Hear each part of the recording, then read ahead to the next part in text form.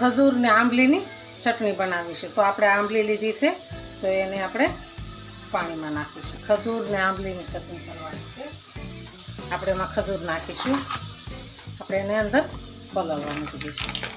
ગરમ પાણી કરીશું અને અંદર એડ કરી દઈશું. આપણે આને ગરમ મૂકી દઈશું.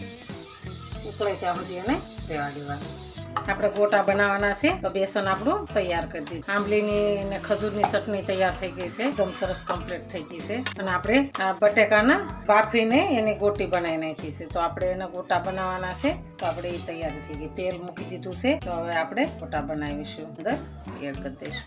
આપણે હવે આને કાઢી દઈશું ડીશમાં.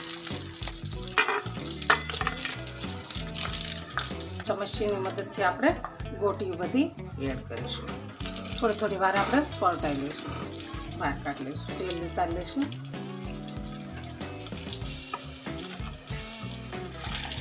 ખજૂર આંબલીની ચટણી અને ગોટા બટેકાના સરસ તૈયાર છે. તો હાલો ખાવા.